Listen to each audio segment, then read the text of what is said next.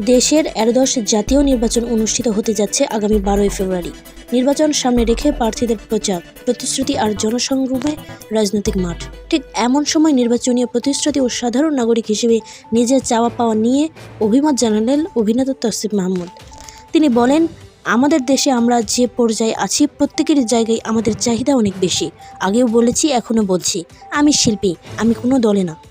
তবে সাধারণ জনগণ হিসেবে বলবো, নির্বাচনের যেই আসুক তারা যেন প্রথমে জনগণের কথা ভাবে। নির্বাচনের আগে বিভিন্ন প্রার্থী বিভিন্ন প্রতিশ্রুতি নিয়ে প্রচারণা চালাচ্ছেন, বিষয় নিয়ে কথা বললেন তৌসিফ। এ অভিনেতা বলেন, যারা নির্বাচনের প্রতিশ্রুতি নিয়ে প্রচারণা করছেন, নির্বাচন পরবর্তী সময় যেন সে ঠিক থাকে। আপনারা প্রতিশ্রুতি রাখবেন, জনগণ হিসেবে আমার এতটুকুই চাই।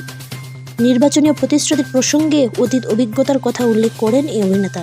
তিনি বলেন, আগে অনেকবার আমরা ধোঁকা খেয়েছি, আর ধোঁকা খেতে চাই না। এ ধোঁকায় পড়ে অনেকেই দেশ ছেড়ে চলে গেছেন। আবারও অনেকের থেকে বলতে শুনেছি, বাংলাদেশের উপর থেকে নাকি মন উঠে গেছে, এদেশে না থেকে বিদেশে চলে যাবেন।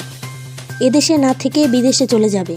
এর মধ্যে তারকারাও আছেন, কিন্তু আমি তাদের কথা বিশ্বাসী না। তৌসিফের কথায়, আমি জন্মের পর থেকে আমার দেশকে পাগলের মতো ভালোবাসি, অবুঝ বাচ্চাদের মতো দেশটিকে ভালোবাসি। আমি মন থেকে বিশ্বাস করি, বাংলাদেশের রাজনীতি হোক বা সংস্কৃতির দিক থেকে হোক, একদিন পৃথিবীতে অনেক ভালো অবস্থানে যাবে।